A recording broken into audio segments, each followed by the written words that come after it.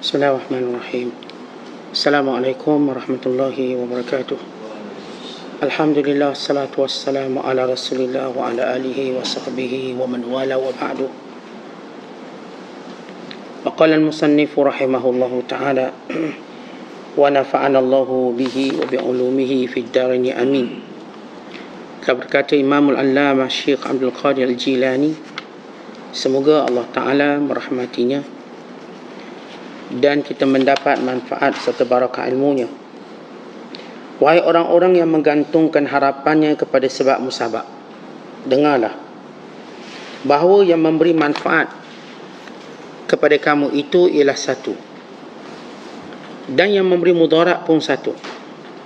Raja kamu satu, sultan kamu satu, dan Tuhan kamu pun satu.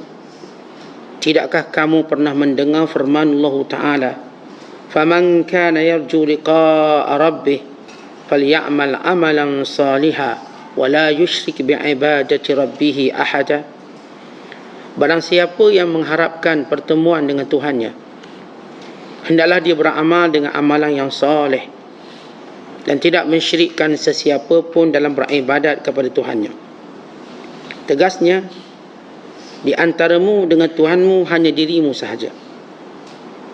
Pisahkan dirimu dari kehendakmu, nescaya engkau akan lihat Tuhanmu.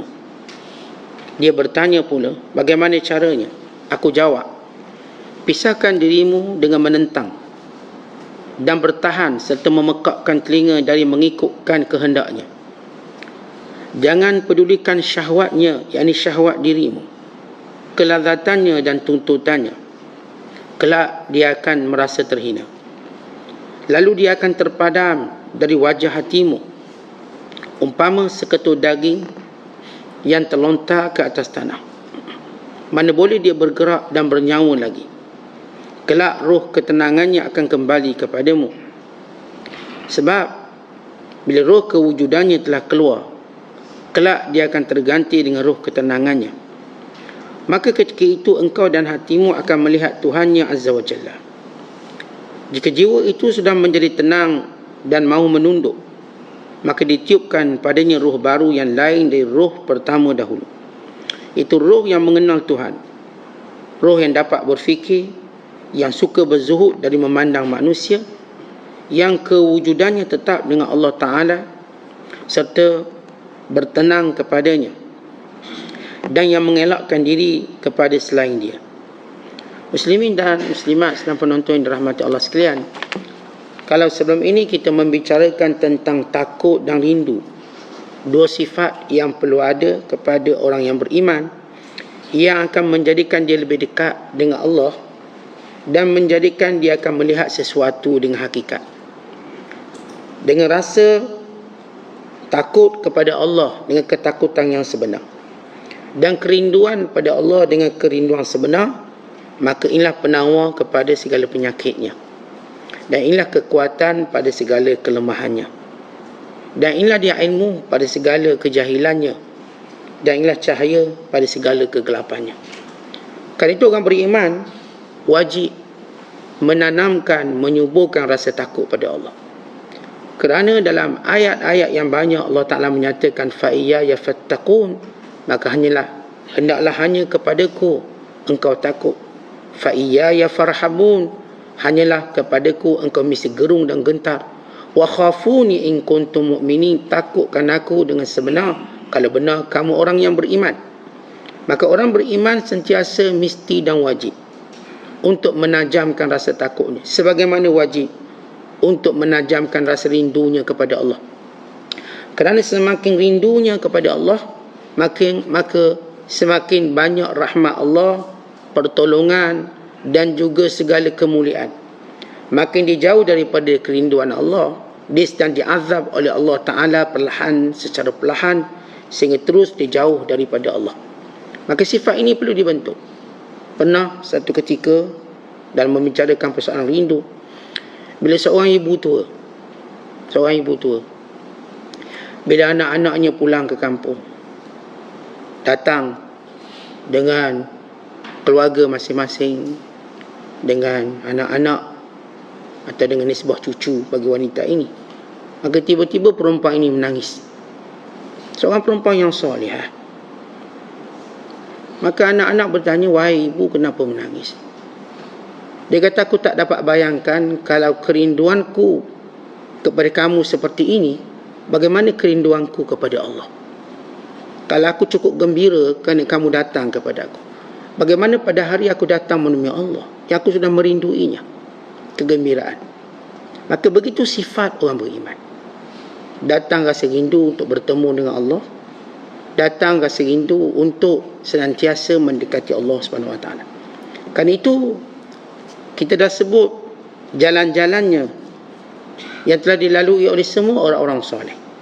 Bermula daripada jalan menuntut ilmunya, sehingga kepada jalan beramal, melakukan amalan dengan bersungguh-sungguh, dan sehinggalah dengan berdoa kepada Allah. Kerana doa akan memendekkan perjalanan kita. Perjalanan ini jauh, dan memang terlalu jauh. Dan Allah sebut perjalanan menuju Allah ini jauh. Dek, kerana halangannya banyak. Allah berfirman, "Lau kana aradan qariban wa safaran qasida lattamau walakin ba'udat alaihim asy-syaqqah." Kalau perjalanan ini mudah, kata Allah, dan perjalanan ini singkat, nescaya semua orang ikut kamu. Tetapi perjalanan ini jauh dan banyak kesukaran. Perjalanan untuk dekat dengan Allah ini jauh, dan kesukarannya banyak. Melawan hawa nafsu, melawan syaitan, melawan dunia, melawan manusia, bahkan melawan diri sendiri. Ia begitu sukar bila kita terpaksa melawan sesuatu yang menjadi sebahagian daripada kita. Ia melawan diri kita, melawan nafsu kita, melawan syaitan yang juga duduk dalam diri kita. Syaitan dia tak duduk kat luar, dia duduk dalam diri kita. Inna syaitana yajri min ibni Adam majrad dami. Syaitan itu bergerak mengikut pembuluh darah anak Adam, sehingga suara syaitan itu sudah sebati dengan suara kita. Maka yang tertipu sentiasa menyangka suara itu suaranya, rupanya suara syaitan yang membisik ke telinga dia, untuk suruh dia buat perkara keji, perkara mungkar, untuk suruh dia menangguhkan ibadah, yang berkata kepadanya setiap hari, tidur, malam kamu masih panjang. Urkud fa inna laka laylun tawil. Tidur, malam masih panjang, awal lagi. Kita mendengar bicara kita, ia bicara syaitan. Kata Nabi SAW, syaitan akan berkata kepada kamu, alaika laylun tawil farkud, malam masih panjang, tidur lagi, tidur lagi. Akhirnya kita bangun lewat, akhirnya kita tak mampu untuk solat pada awal waktunya. Demikian bisikan ini yang kita tak sedar, bisikan syaitan. Kalau kita sedar bisikan syaitan, pasti kita bingkas bangun. Kalau suara syaitan itu berlainan dengan suara kita, pasti tak ada yang mampu tidur. Dengar kita tidur elok-elok, dengar suara lain, tidurlah, malam masih panjang, bangun kita. Lain suara ni, gangguan terus baca Quran, terus sekian-sekian. Ia telah menjadi sebati dalam diri kita, sehingga hampir kita tak dapat membezakan suara syaitan dan suara kita, dan suara iman kita, melainkan melalui ilmu. Asy-syaitanu ya'idukumul faqr wa ya'murukum bil fahsya. Syaitan sentiasa menakut-nakutkan kamu dengan kemiskinan dan menyuruh kamu melakukan perkara keji. Kita tahu dengan ilmu kita, kalau ni benda keji, setan lah nak suruh ni. Kalau kita anak, tiba-tiba rasa nak cakap kasar dengan mak ayah, nak marah, nak beritahu ini hak kita seorang anak, setan yang suruh tu. Kerana syariat menyuruh kita untuk merendahkan suara kita, melembutkan suara kita, walau bagaimana kita nak marah. Kalau kita isteri, tiba-tiba kita nak tengking suami kita, nak marah suami kita, walaupun atas dasar kita rasa nak pertahankan hak kita, itu syaitan yang suruh. Kerana kalau syariat suruh kita merendahkan suara, kita menghormati suami kita. Kalau sekiranya kita rasa nak abaikan isteri kita, sebab itu dan ini, kita rasakan kita syaitan yang suruh. Kerana Allah menyuruh kita menjaga isteri kita dengan cara yang baik, maka kita agak keliru dari kejahilan kita. Sebab itu kita katakan 3 jalan ini mesti dan wajib dilalui. Jalan ilmu, maka terus duduk dalam majlis ilmu sampailah kita mati di sini, sampai umur kita habis di sini. Dan teruslah untuk beramal soleh sampai langkah kita terhenti di syurga. Dan teruslah berdoa kepada Allah sehingga lidah ini keluh dan tiada bicara lagi. Terus doa dan doa. Sebagaimana orang beriman tak berhenti makan minum, dia juga tak akan berhenti berdoa. Bahkan dia akan dapati doa itu lebih penting pada makan dan minumnya suatu hari nanti. Dia akan dapati. Kerana suatu hari nanti, makan dan minum pun tidak boleh masuk di badan kita. Tak boleh masuk. Dah sampai waktu mata terbeliak ke atas. Nafas tersekat-sekat. Dada sudah berombak. Maka makanan apa lagi yang kita harapkan dapat masuk ke mulut kita? Jauh sekali menikmati kesedapannya. Atau air yang biasa diminum pun tak boleh masuk di badan. Tetapi tinggal lagi doa. Doa terus menjadi pengharapan terakhir seorang hamba kepada Tuhannya. Kan doa ini tidak pernah terhenti hatta seorang itu berada dalam kubur, dia masih berdoa. Hatta ketika mana dia berada di mahsyar, dia masih berdoa, Tuhanku, Tuhanku. Cuma kena perhatikan waktu mana yang doa itu bermanfaat. Di dunia ini doa paling bermanfaat. Paling bermanfaat. Adapun di kubur, sebahagian bermanfaat, sebahagian tidak. Adapun di akhirat juga begitu. Satu-satunya doa yang paling bermanfaat untuk kita di dunia. Sebab itu Nabi SAW tunjukkan kepada kita doa yang banyak. Termasuk doa untuk mendapat kerinduan kepada Allah. Sebab kita, secara usaha kita, tak dapat capai dengan cepat. Saya katakan doa memendekkan perjalanan itu. Kita secara mujahadah kita rasa terlalu berat. Doa meringankannya. Kita secara akal kita berfikir, pecah otak ni, macam mana saya nak rasa manis dalam taat. Dah buat macam-macam. Dah tadabbur ayat, dah faham makna, Allah tak rasa lagi kemanisan dalam beribadat. Maka doa akan meringankan beban tadi. Sebab itu kalau manusia tahu tentang apa yang ada pada doa, maka mereka tak akan putus-putus berdoa. Tentang kita, kalau Allah Subhanahu Wa Taala nak berikan sesuatu pada kita, Allah ilhamkan kita untuk berdoa. Dan Allah bila nak mustajabkan sungguh-sungguh doa kita, maka Allah tunjukkan kesungguhan kita dalam berdoa. Kalau tiba-tiba kita bersungguh berdoa, ya, kerana Allah nak bagikan kemustajaban. Sebab itu di antara waktu yang kita patut bersungguh. Macam kita kan, ada waktu kita memang bersungguh, jangan bergurau, sungguh-sungguh. Kalau dalam hal urusan duniawi, bila main-main sungguh-sungguh, biar kita menang. Bila belajar sungguh-sungguh, biar kita dapat ilmu. Bila periksa sungguh-sungguh, biar dapat jawab betul. Kata itu urusan duniawi. Kita bercakap tentang urusan ukhrawi. Di antara perkara yang kita perlu melakukan sungguh-sungguh, doa. Jangan sambil lewat kat tangan sebelah, pandang kiri kanan, duk khayal situ, khayal sini. Kata Nabi SAW, Udu'ullah wa antum muqinuna bil ijabah. Doa pada Allah dengan penuh keyakinan bahawa Allah akan memustajabkan. Kerana Allah tak akan terima doa daripada min qalbin lahin, daripada hati yang lalai, yang cuai. Tunggu. Baik, kita bicarakan tentang khauf dan juga asyauq, yang saya dah sebut 3 caranya yang disebut oleh para ulama. Kemudian kita dengar lagi bicara Syekh Abdul Qadir. Dia kata, wahai orang yang hidupnya bersifirkan sebab musabab,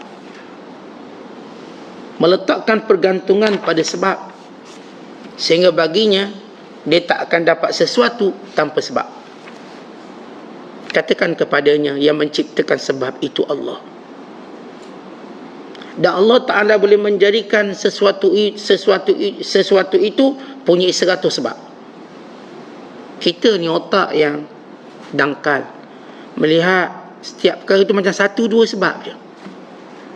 Kenapa otak kita tertutup sangat? Baik, kita bagi satu contoh. Macam mana nak kaya? Contohlah orang nak kaya. Ada orang kata, Ustaz, nak kaya dengan 4 cara. Pertama, kau nak kaya ni, kaya cepat. Pertama ialah mencuri, kaya. Mencuri cepat kaya. Tu ahli politik, kalau dia mencuri cepat yang kaya. Naik kejap dah kaya. Sebab apa? Mencuri. Jangan cerita yang curi telur ayam tu. So, kalau nak kaya, itu orang sebut nak kaya, curi. Maka ramai orang akan mencari ruang-ruang dia boleh mencuri. Akhirnya dengan cepat dia kaya. Dia duduk dalam syarikat, dia pecah amanah, dia curi, dia pun kaya. Dia buat tu, dia buat ni, dia mencuri, dia pun kaya. Curi peruntukan rakyat, dia pun kaya. Ni kerajaan bagi 100,000 tolong rakyat, dia bagilah rakyat 1,000, 99,000 dia masuk poket dia. Curi, dia pun kaya. Jadi ketua kampung, tengok macam ketua negara kaya dia. Rumahnya 8 tingkat, cuma tingkat bawah dia tak buat, takut. Sebab apa? Bimbang kubur, macam kubur, takut dia. Tinggi.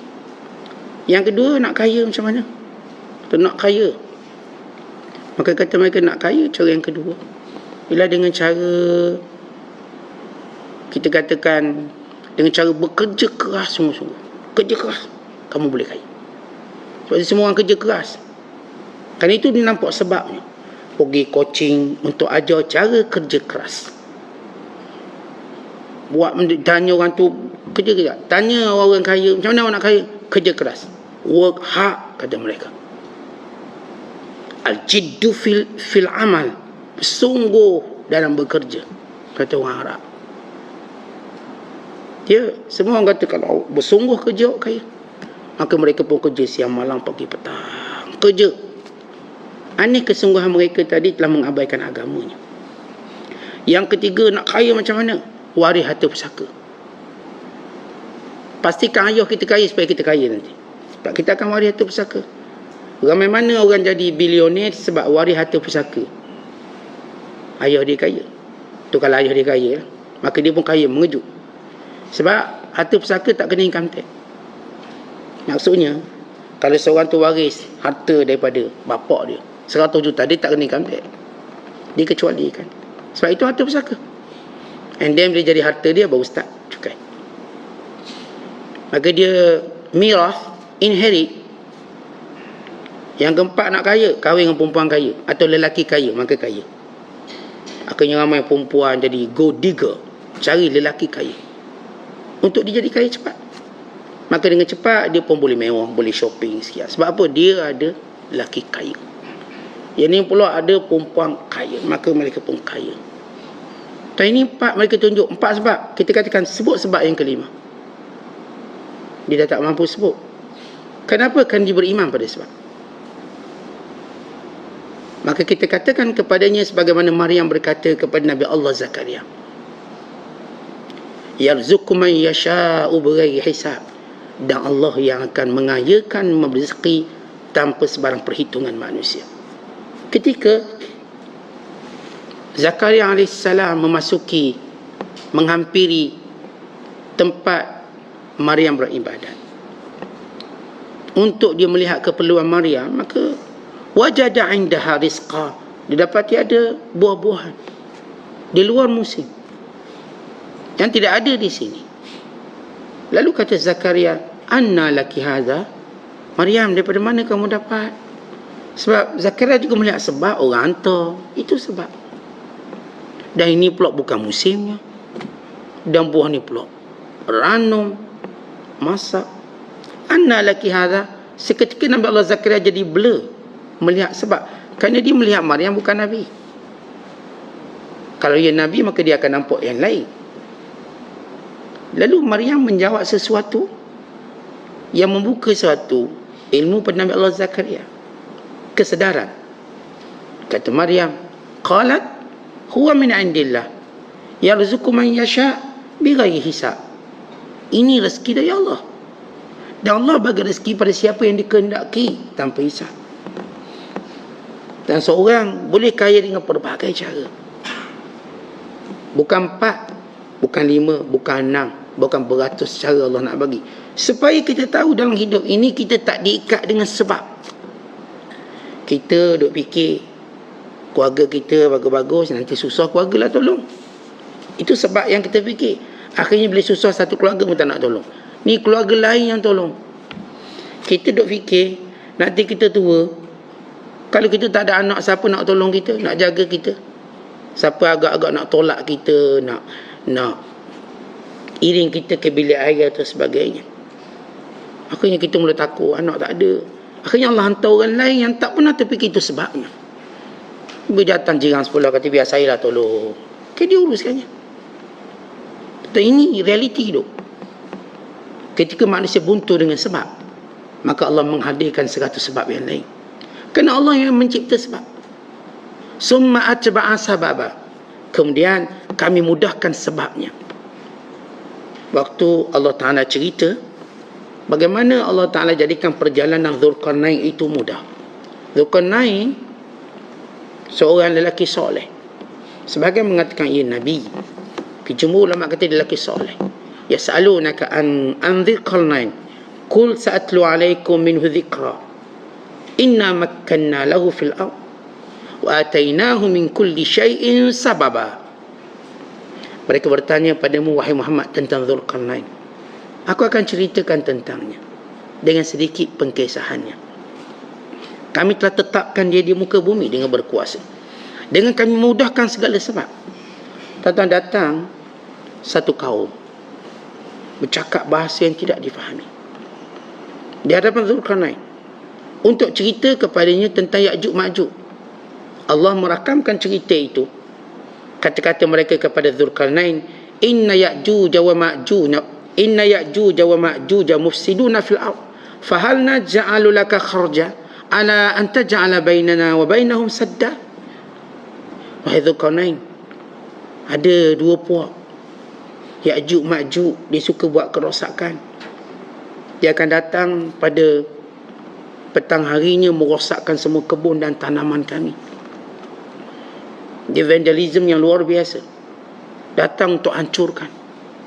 Boleh tak kami bayar sejumlah wang, sejumlah pendapatan pertanian kami, supaya engkau jadikan antara kami dengan Ya'juj Ma'juj satu tembok memisahkan kami. Satu tembok. Dia tak kata, Dzulqarnain boleh tak kamu bunuh Ya'juj Ma'juj. Dia kata buat satu tembok halangan. Kerana orang ni mengetahui Ya'juj Ma'juj ini tidak boleh diperangi oleh sesiapa pun. Tak ada orang boleh lawan Ya'juj Ma'juj. Kerana ia simpanan alamat besar akhir zaman. Yang tak mungkin orang boleh usik. Satu cara usik dia, satu cara untuk cegah dia ialah tembok. Tembok yang paling kuat di dunia, tembok Ya'juj Ma'juj. Paling kuat, paling utuh. Namun sekuat mana pun tembok itu, akan datang janji Allah. Fa idza jaa wa'du rabbi ja'alahu dakka kana wa'du rabbi haqqan. Soalannya, waktu mereka bercakap dengan Dzulqarnain, mereka bercakap bahasa Dzulqarnain tak faham. Tapi Allah fahamkan Dzulqarnain. Kita semua kita fikir kita kena belajar bahasa orang lain baru kita faham orang lain. Itu sebab boleh tak kita tak perlu belajar bahasa orang lain, akhirnya kita faham. Akhirnya Allah hadirkan kepada kita orang bisu yang mereka tak bercakap bahasa lain melainkan bisu. Akhirnya orang yang sedar ni faham. Akhirnya Allah hadirkan kepada kita anak-anak yang dia tak mampu bercakap melainkan dengan tangisan.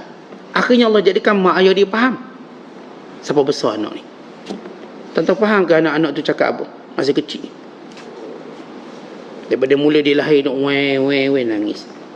Tepuk hati benda dia nak. Allah fahamkan kita ibu dan ayah. Allah fahamkan dia nangis, oh ni lapar kot Ustaz. Sakit perut kot ni. Panas kot ni, tak selesa kot. Ni nangis ni kalau mak dia lah mak dia. Ni nangis ni nak jalan ni, pada mak dia jalan.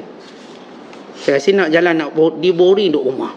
Dia abang buat pusing-pusing. Kalau boleh biasa sampai Langkawi. Kau budak dia senyap. Jadi kita cuba meneka bahasa dia.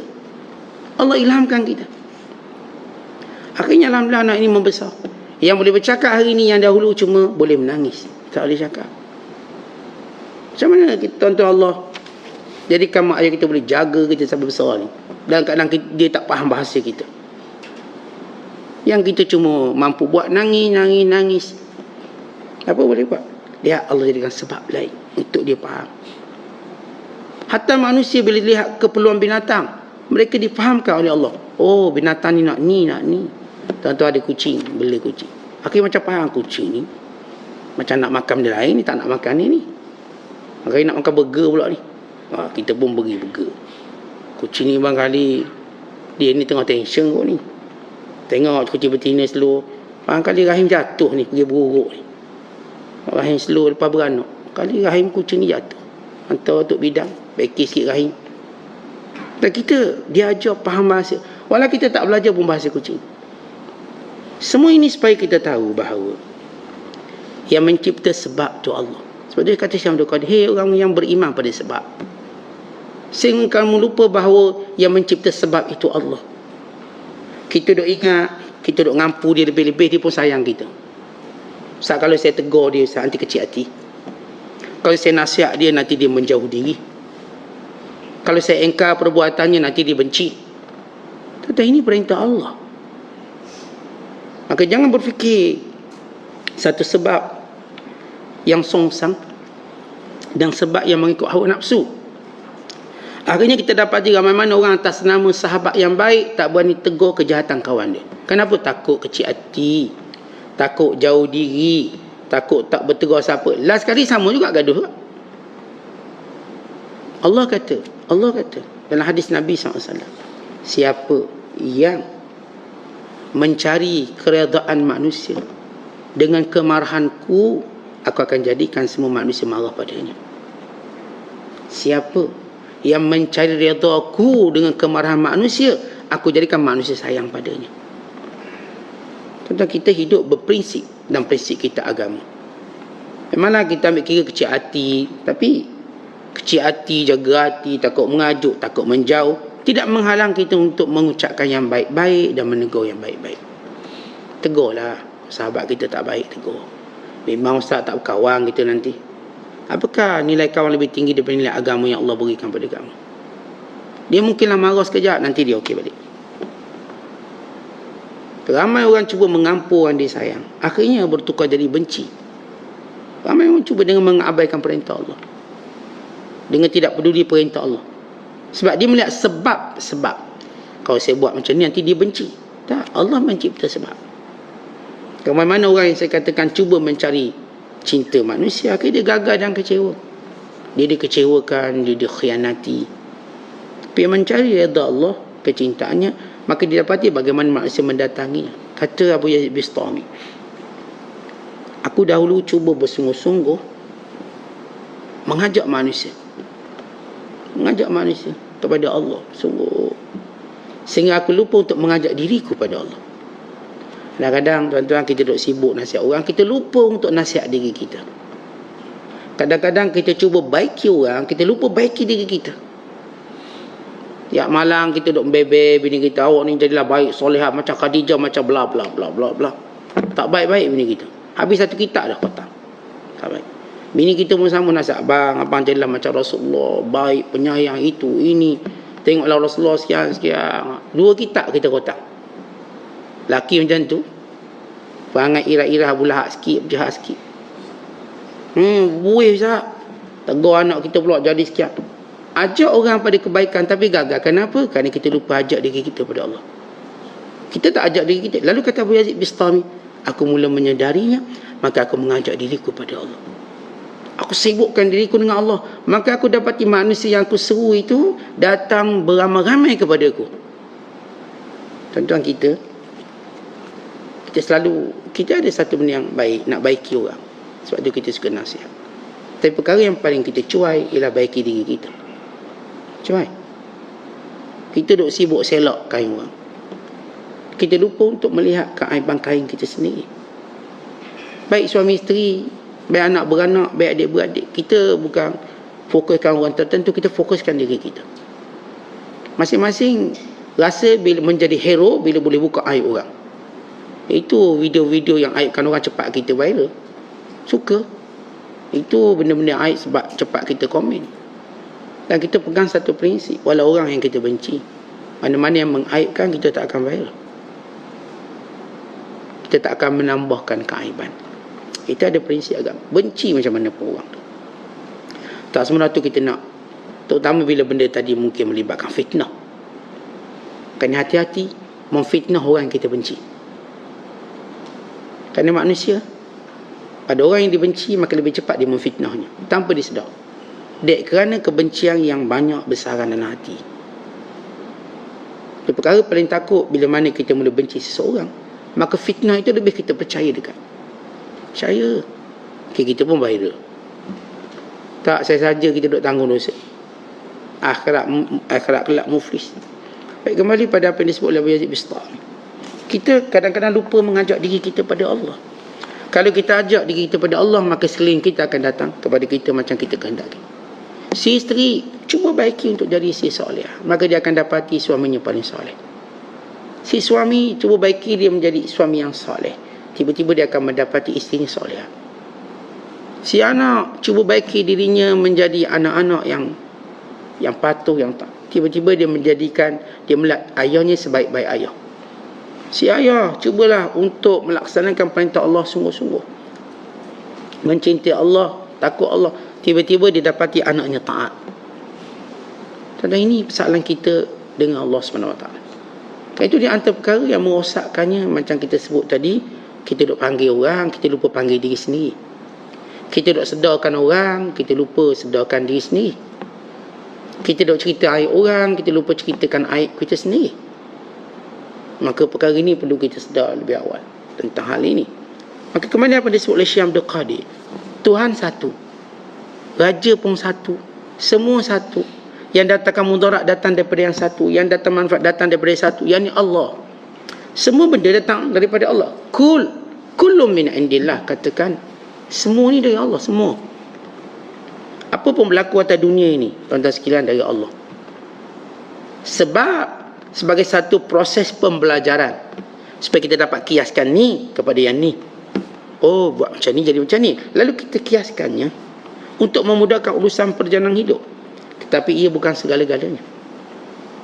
Maka kita lihat Allah mendatangkan keajaiban tertentu, peristiwa tertentu untuk tunjukkan kepada kita sebab, bukan bergerak secara mutlak. Sebab itu kata Syekh Abdul Qadir, sebenarnya antara kamu dengan Allah bukan sebab. Antara kamu dengan Allah ialah dirimu. Dan kita melihat saya, sebab dan Tuhan. Saya, sebab dan Tuhan. Sebab duduk tengah. Sebab saya buat macam ni, saya jadi macam ni. Saya buat macam ni, sebab saya macam ni, Allah akan bagi saya macam ni. Maka sebab itu kita melihat sebagai satu benteng. Orang beriman sebenarnya tidak dia melihat dirinya dan Allah. Kerana itu Allah berfirman, Allahus Samad. Allah tempat bergantung harap. Ketika manusia berfikir secara sebab, jumlah yang sedikit tidak mungkin mengalahkan jumlah yang ramai. Tidak mungkin. Tetapi kalau kita jumlah sikit, boleh tak kalahkan yang ramai? Tak boleh. Secara sebab, betul. Penyokong kita ramai, tak mungkin dapat dikalahkan oleh penyokong yang sedikit. Itu secara sebab. Tetapi pernah tak Allah mengubah sebab ini? Sebab yang jadi kebiasaan? Pernah. Allah berfirman dalam Al-Quran, kam min fi'atin qalilatin ghalabat fi'atan kathiratan biiznillah. Betapa banyak kejadian berlaku, jumlah yang kecil mengalahkan jumlah yang ramai dengan izin Allah. Sebenarnya semua benda bukan dengan sebab, tapi dengan izin. Kita faham benda tu. Kita tak menafikan sebab secara percakapan, secara ikhtiar dan usaha. Tapi kita nak cakap tentang hakikat. Semua benda bukan berlaku dengan sebab secara mutlak. Semua benda berlaku dengan izin Allah secara mutlak. Akhirnya kita tengok, ada orang belajar sikit dapat ilmu banyak. Ada orang belajar banyak dapat sikit. Ada orang yang tidur sikit tetapi dia punya segarnya banyak. Ada yang tidur banyak tapi dia masih lagi ngantuk, padahal dia dah banyak. Awak tidur berapa jam semalam? 8 jam. Campur dah kuliah ustaz 15 minit. Kira-kira lama. Tapi nampak ngantuk lagi ni. Kuyur mata. Kuyur. Macam mana kualiti tidur awak? Ada orang yang tidur sekejap 2 jam, tapi Masya Allah, dia seperti tidur 20 jam. Segar, gagah. Kalau kita bercakap tentang hukum sebab, bukankah ini menandakan sebab itu tak terpakai? Ada orang, dia kerja sikit, dia untung banyak. Ada orang kerja banyak, untung sikit. Betul atau tidak? Ya, berlaku. Ada orang dia buka kedai dia daripada pukul 8, tutup pukul 5 petang, tapi kaya. Ada orang buka kedai 24 jam, tak kaya-kaya, kena rompak pula. Ingat kaya 24 jam, buka. Mesti kena rompak. Jadi, kalau kita hampurkan sebab dalam kehidupan kita, maka kita dapati sebab ini rupanya tak berfungsi sebagaimana yang kita fikirkan. Kerana ia berlaku dengan izin Allah. Kita duk tengok sebab dia bercinta dengan orang tu, dia akan kahwin orang tu. Tak, dia cinta orang tu, dia kahwin orang lain. Dia bertunang orang tu, dia kahwin orang lain. Boleh berlaku? Ya, berlaku. Berlaku. Dia tunang, baru dah bertunang. Tak kahwin dengan orang lain. Dia dah guna semua keadaan, dah ikat pertunangan bla. Tapi lihat bagaimana Allah jangan bergantung pada sebab kamu kecewa, kamu lemah. Orang yang bergantung pada sebab akalnya lemah. Orang bergantung pada sebab imannya lemah. Orang bergantung pada sebab iradahnya, keazamannya juga lemah. Tapi bila dia bergantung pada Allah, maka dia kuat. Kalau kita nak berbisnes, duk fikir sebab banyak sangat, akhir tak bisnes kita. Kalau macam ni jadi macam ni, duk sifir. Tak yakin pada Allah, ada rezeki kamu. Siru ala barakatillah. Ada rezeki kamu. Okay, perut buka lah. Dah kita guna semua sebab. Sebab tu kita tak boleh buat. Nak cari tempat strategik, semua orang dah ambil.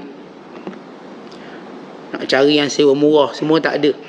Ini semua kalau ikut ilmu bisnes memang tak untung lah. Tempat dah tak strategik, sewa pula mahal.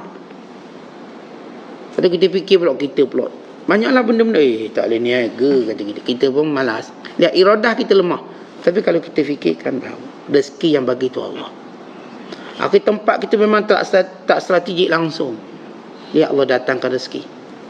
Membuat-buat rezeki datang. Tempat tak logik langsung. Ni buat restoran atas pokok. Ramai pula orang panjat pokok ke restoran tu. Ni kita kat Johor ada restoran atas pokok. Panjat pokok makan. Aneh. Ya, itulah rezeki. Setengah atas pokok. Tuan-tuan fikirlah atas apa pula nak buat restoran ni. Buatlah. Ya, atas air dah ada. Restoran atas air. Orang kalau boleh tak nak basuh, tak. Dia makan dalam air. Tok meja dalam air. Makan. Bila, ya, itulah dia namanya Allah membatalkan segala sebab. Kerana Allah pencipta sebab. Yang tak pernah kita bayang restoran dalam hutan. Ramai pergi masuk hutan. Untuk apa? Makan. Semua benda ni untuk kita keluar daripada ikatan pada sebab. Kerana orang yang terikat dengan sebab, dia akan lemah. Anak saya tak masuk universiti. Jadi tak masuk universiti macam mana? Ada masa depan. Kenapa bergantung pada sebab? Sejak bila pula Allah ikatkan rezeki dengan universiti? Allah tak pernah ikat rezeki dengan apa-apa sebab. Sebab itu cuma satu sistem untuk memudahkan urusan manusia, tapi bukan ia penentu pada manusia. Ia satu sistem. Orang kata, Ustaz, saya tak nak belajar lah. Nanti belajar cepat mati. Kenapa pula belajar cepat mati? Dia Ustaz, bila kita belajar rajin, lepas tu kita berjaya. Bagus, berjaya. Tapi bila kita berjaya, nanti kita akan jadi kaya. Lepas tu bila kita jadi kaya, kita akan main. Duit banyak, main je lah kerja dia. Bila main, kita penat. Lepas tu bila penat, kita sakit. Lepas sakit kita pun mati je. Jangan belajar, kata dia. Orang kaya cepat mati. Orang kaya umur 48 mati dah. Sebab apa? Penat sangat main dia. Macam-macam benda dia main. Dia banyak sama-sama. Makan pun banyak orang kaya. Makan. Tahu-tahu jantung mati. Saya tak nak belajar. Kata awak tak belajar pun mati juga. Bila awak tak belajar, maka awak gagal. Bila awak gagal, awak sedih. Bila awak sedih, awak sakit. Bila sakit, awak mati. Dan natijah tu sama. Yang beri natijah ni salah, ni pun salah. Jadi kita tahu satu benda yang jadi hakikat. Hakikat mati satu benda kita tak boleh ubah. Apa pun cara. Bila kita melihat dunia ini, semuanya dalam genggaman Allah, kekuasaannya, kehendaknya dan izinnya, maka kita tahu bagaimana menjadi hamba Allah yang sebenar. Setiap perjalanan kita meyakini akan segala takdir Allah. Setiap perjalanan kita meyakini pergantungan kita pada Allah. Kita jadi berani, kita jadi kuat. Kadang kita tengok singa, dia boleh makan orang. Itu sebab. Tapi kadang-kadang singa ni, depan orang dia tak nak makan. Kenapa? Kerana Allah yang menciptakan sebab. Kita duk fikir buaya ni, kita jatuh dalam air ada buaya, habislah kita. Tiba buaya mungkin dihantar orang ni. Ada satu kejadian di tempat saya dulu dah. Bila orang lemas, maka polis pun cari. Pakat cari belakalah polis, bomba. Mana mayat yang bang. Last sekali bagaimana mereka jumpa mayat? Buaya bawa. Dia bukan mati kena makan buaya, tapi mati lemas.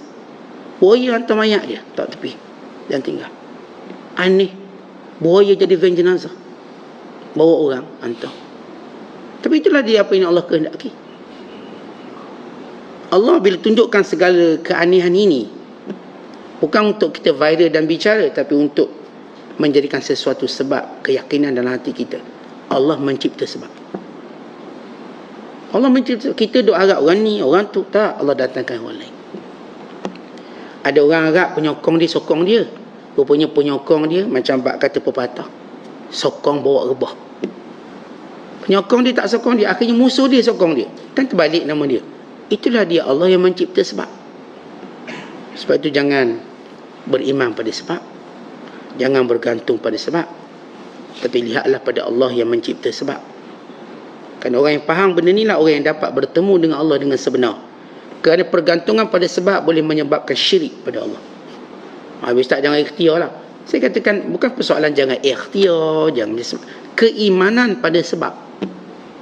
Tuan-tuan, bila buat sesuatu kita akan gunalah hukum sebab, betul. Tapi keyakinan jangan ada di situ. Seolah-olah kita fikir kalau sekiranya tak ada benda ni, habislah kita. Baik, habis di mana Allah? Ustaz dah anak semua gagal masuk universiti, kita rasa hidup kita tak berubah lagi. Kita doa agak anak nila masuk universiti, nanti kerja, lalu ubah hidup kami. Daripada susah jadi senang. Dah anak kami tak masuk U, gagal belajar. Maka dia pun kecewa, dia pun putus asa. Tentang Allah tak jadikan kita untuk lemah atas dunia. Allah jadikan kita dengan mengenalinya jadi kuat. Sebab itu Allah tunjukkan orang beriman yang sebenar bergantung hati pada Allah jadi kuat. Tundukkan Rom dan Parsi, kuat. Sehingga sampai peringkat mereka bercakap bahasa yang Rom gerum mendengarnya. Apa kata mereka? Kami bawa satu kaum yang cintakan kematian sebagaimana kamu cintakan kehidupan. Bahasa ini tak pernah diucapkan oleh sesiapa. Datang pemimpin Islam, kami bawa para tentera yang cintakan kematian sebagaimana kamu cintakan hidup. Tuan-tuan kira siapa paling kuat? Ini perang nak mati, dia lebih berani. Perang nak mati, dia bukan ketika mana orang semua perang nak hidup. Kenapa perang? Nak selamat nyawa. Dia perang untuk dia mati. Maka lihat, percakapan itu telah mengubah dimensi pemikiran manusia. Lepas itu tuan-tuan, kita lihat orang Islam, Allah jadikan dia. Yang saya pernah sebut, kalau musibah-musibah hari ini menimpa negara orang kafir bunuh diri semua. Tapi Allah jadikan musibah-musibah besar berlaku pada negara Islam. Pemimpin dia taktur negara Islam. Hampir kita tak jumpa negara kafir yang pemimpinnya dia taktur, melainkan beberapa buah negeri. Kira Korea Utara kita sebut satu. Itulah satu dua. Yang lain majoriti pemimpin naik turun. Kadang-kadang tak sampai 2-3 bulan turun, naik yang lain pula. Pemimpin negara Islam macam daun pisang, tak gugur-gugur. Tuan-tuan pernah tengok daun pisang? Daun pisang dia gugur tak daun pisang? Tak. Tuan-tuan kena senjah dia. Tarik tu pun tarik sampai ke bawah. Makna dia punya kaki ampu sampai ke bawah. Nak tarik dia tu. Akhir kena tebang. Tu pokok pisang tebang. Tebang tok habis. Pemimpin negara Islam kebanyakannya seperti daun pisang, tak nak turun-turun. Sampai ketua nak memimpin lagi. Tak nak bagi orang muda, jangan harap. Tu ahli parlimen semua tua-tua. Kenapa dia takkan beri orang muda? Dia punya sayang. Itu musibah negara Islam. Pemimpinnya ditaktur. Bukan kata atas, ketua kampung pun ditaktur. Agak-agak tak sokong dia, sekat bantuan. Air pun jangan bagi. Ini negara Islam. Kita cerita 48 buah negara Islam yang kebanyakan ditaktur. Baik sistem berajanya, baik sistem presidennya. Tegur sikit penjara. Dia orang kafir siap ambil telur bom atas kepala pun tak kena penjara lagi. Ini kan demokrasi. Orang Islam tegur sikit, penjara sama hidup. Macam berlaku di Saudi, macam berlaku di Kuwait, macam berlaku di Bahrain, macam berlaku di Emirates. Emirates dipakai orang tu, dia pakai baju, masih dia orang gaduh dengan Qatar. Pakai baju ada lambang Qatar, 15 tahun penjara. Suka-suka dia je. Dia punya marah. Tentang itu undang-undang dia, suka-suka. Allah uji negara Islam supaya orang Islam kuat. Tapi Masya Allah, orang Islam sabar. Kita terus patuh apa yang patut kita patuh, dan bersabar pada kezaliman yang kena pada kita. Kita lihat Syam berpecah, perang, Yaman perang, negara Islam Xinjiang ditindas teruk. Lihat apa yang berlaku umat Islam di India, teruk. Masjid-masjid mereka diganggu setiap malam. Tak pernah berlaku gereja-gereja diganggu setiap malam. Hatta negara-negara Islam tak ada. Tak ada orang usik pun. Kadang-kadang buat tanah haram pun kita tak usik lagi. Baik orang Islam. Orang Islam buat masjid tanah halal pun kena runtuh di India. Ni orang kafir buat kuih tanah haram, tak ada orang usik. Ya, nak buat apa? Buat. Orang Islam baik. Orang Islam sabar. Nak cerita kuatnya orang Islam. Yang saya katakan, kalau musibah ini kena negara kafir, habis negara kafir bunuh diri. Tapi Allah jadikan musibah itu negara Islam kerana Allah tahu orang Islam orang kuat, kerana pergantungannya pada Allah. Kita bukan sekadar tak bergantung pada sebab-sebab ini, bukan pada manusia. Kita bergantung kepada Allah Ta'ala. Kerana bergantung pada sebab menyebabkan syirik. Sebab itu Allah sebut ayat ini. Siapa yang nak jumpa Allah, sibukkan dengan beramal soleh, jangan sekutukan Allah. Kemudian kata Syekh Abdul Qadir, macam mana nak dapat macam tu? Nak dapat macam tu, hendaklah kamu melawan hawa nafsu kamu, melawan kehendak diri kamu, pekakkan telinga kamu daripada mengikut kehendak hawa nafsu kamu. Tuan-tuan, dalam diri kita yang penghalang besar kepada kebahagiaan itu hawa nafsu. Hawa nafsu yang telah sebati dengan kehendak diri kita. Kita manusia ada kehendak sebagaimana makhluk lain, tapi kehendak kita ni bercampur dengan nafsu. Serigala yang lapar, dia cuma makan seekor kambing. Kalau paling banyak 2 ekor kambing. Manusia yang lapar, dia makan sekandang kambing.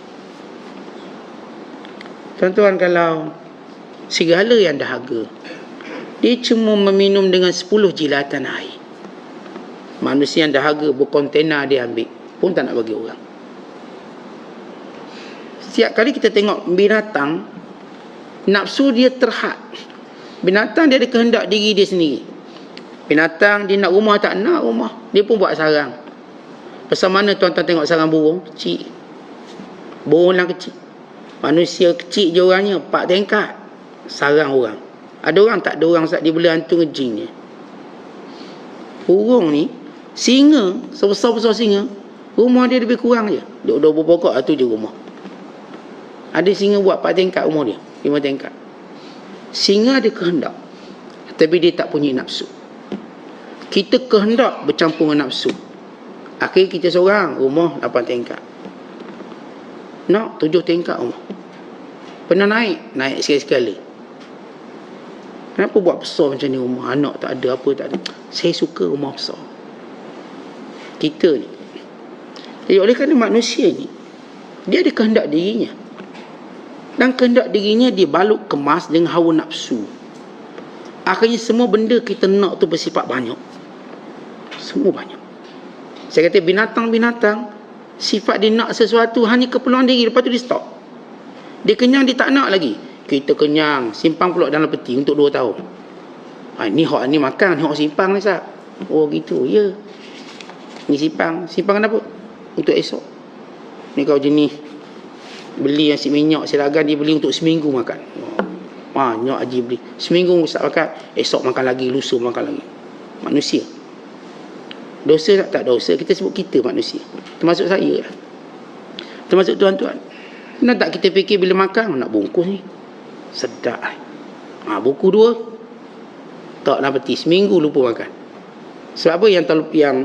Yang lepas pun bungkus juga. Binatang bila makan, dia kata bungkus 1 ada.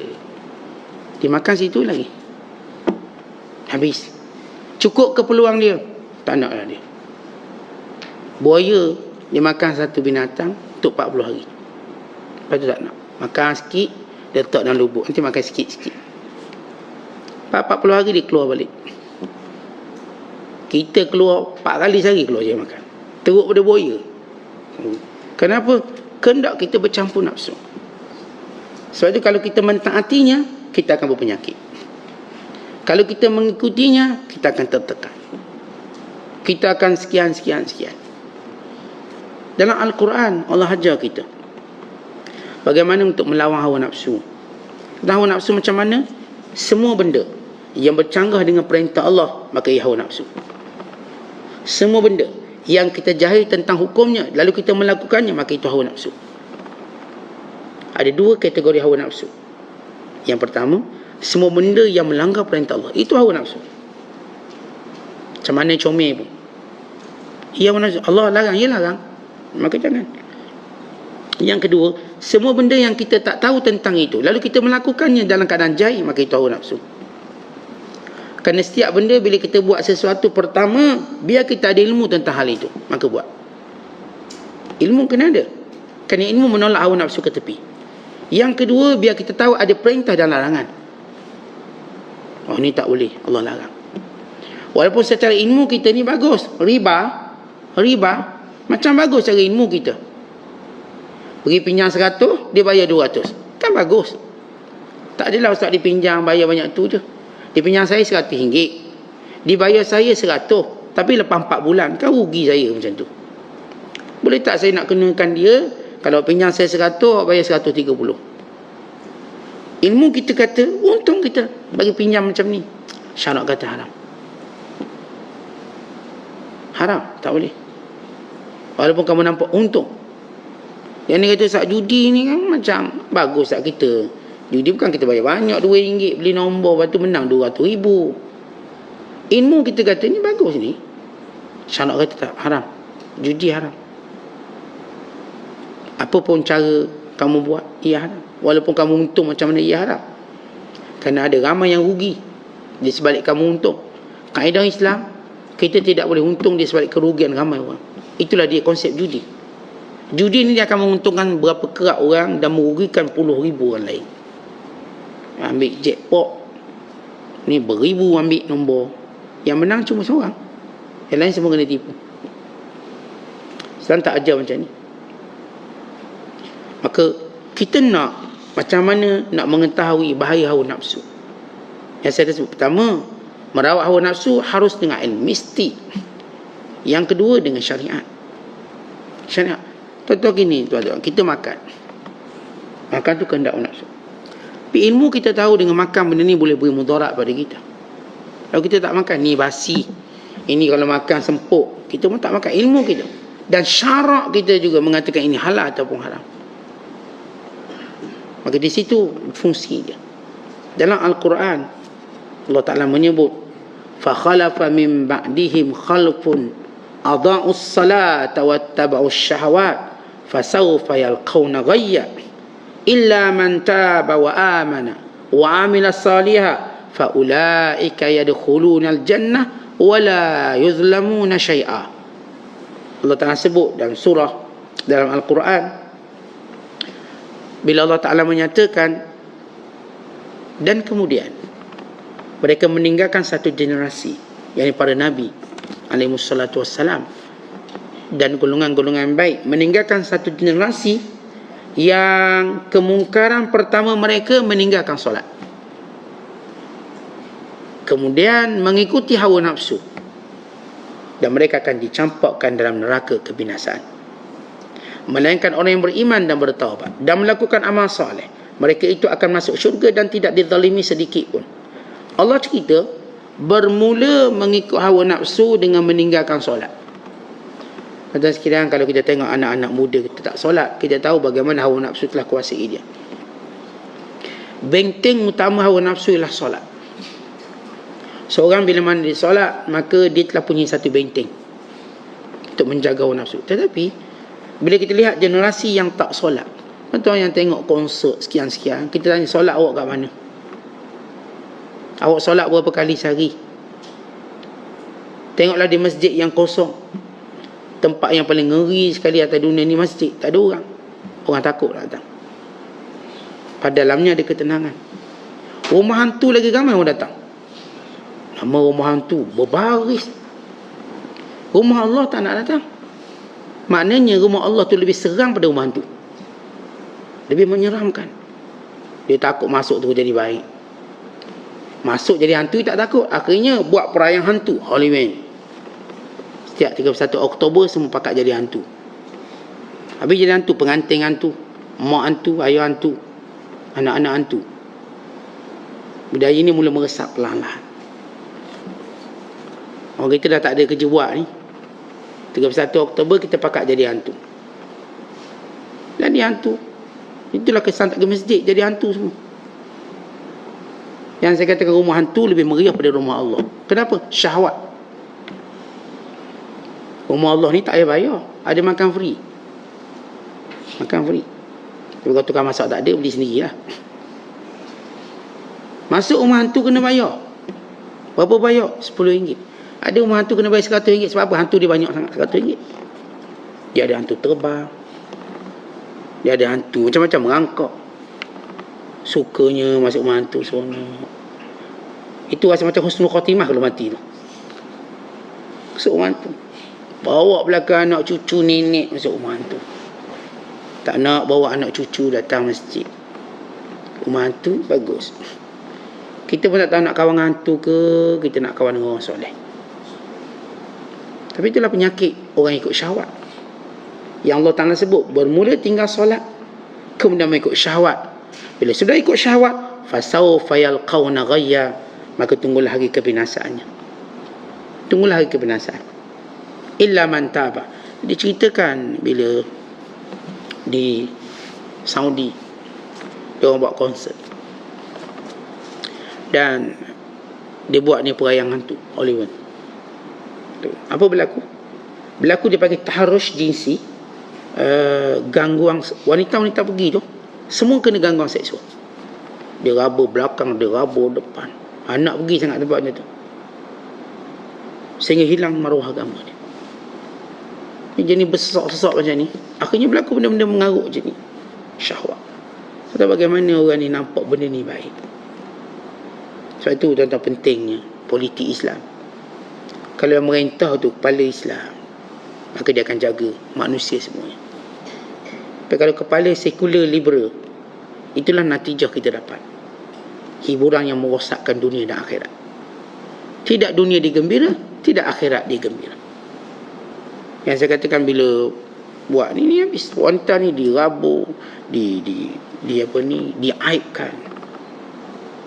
Perempuan tak sedar diri dia siapa. Islam jaga wanita ni baik-baik. Bukan Islam menyatakan perempuan tempat paling baik rumah dia. Kenapa? Menjaga kehormatan, kemuliaan. Ia permata, ia intan. Dia emas. Dia zamrud, dia mutiara. Maka dia pelihara. Tak ada disepoh-sepoh tepi jalan mutiara tu. Yang sepoh-sepoh tu bukan mutiara, itu batu. Yang namanya mutiara, yang namanya emas tersimpan kukuh dalam tempat dia. Indah, berseri, dijaga, ditutup. Ada kotaknya, ada sekian-sekian. Itulah wanita dalam Islam. Maka kita pelihara anak-anak perempuan kita. Maruah mereka, agama mereka, kemuliaan mereka, kedaraan mereka. Semua terpelihara sehingga diserahkan pada suami yang sah. Tapi hari ini manusia nak. Bahawa biar dikongsi semua orang. Hari kita tengok dah. Duk berdating, power belasah. Belum jadi bini kena belasah teruk dah. Kedemang-kedemang. Tu kecil lagi dah kena belasah. Dah tua tak tahu. Sebab kita beri ruang nafsu yang begitu luas kepada cara hidup kita. Tidak pernah orang gembira dengan memberi hawa nafsunya. Sebab hawa nafsu sifatnya ialah penyakit, toksik. Siapa pun yang bertindak, melakukan sesuatu berdasarkan hawa nafsu, mereka akan datang penyakit-penyakit yang tidak boleh dirawatnya. Tapi siapa pun yang buat satu perkara menyalahi hawa nafsunya, maka datang nurnya, datang cahayanya, datang kekuatannya, datang kebahagiaannya. Jadi apa yang perlu kita buat ialah melawan hawa nafsu kita. Sebab itu Allah Ta'ala menamakan nafsu itu sebagai Tuhan disangka oleh manusia. Ara'aita man ittakhadha ilahahu hawah? Tidakkah kamu melihat manusia yang menjadikan hawa nafsunya Tuhan? Pada perintah Allah kata jangan, nafsunya kata nak. Dia kata ni perayaan munkar, kufur, nak juga. Lihat dijadikan hawa nafsunya Tuhan. Tuhan cakap lain, dia cakap lain. Allah larang, dia halalkan. Allah kata haram riba, haram rasuah. Dia kata tak rasuah, saat mana banyak income kita. Dan ini orang menjadikan Tuhannya nafsu. Maka kita akan lihat bagaimana kesudahannya. Sebab itu para ulama menyatakan kita ni tuan-tuan, bukan sekadar ikut hawa nafsu kita hancur lebur. Kita duduk dengan orang yang ikut hawa nafsu pun kita boleh hancur. Duduk dengan yang ikut hawa nafsu. Seorang ulama namanya Imam An-Nakhai kata, la tujalisu ahlal ahwa fa inna mujalasatahum tuzhibu binuril iman minal qulub wa tuslibu mahasinal wujuh wa turisul baghdata fi qulubil mu'minin. Jangan kamu duduk dengan orang yang suka ikut hawa nafsu. Kan dia akan menghilangkan cahaya iman di wajahmu, menghilangkan cahaya iman di hatimu, dan menghilangkan keindahan wajahmu, dan menyebabkan kebencian pada jiwa orang beriman. Kalau kita duduk dengan orang yang ikut hawa nafsu, yang pertama, cahaya iman dalam hati ni boleh hilang. Cahaya wajah kita juga boleh hilang. Dan juga menjadikan orang beriman yang lain benci pada kita.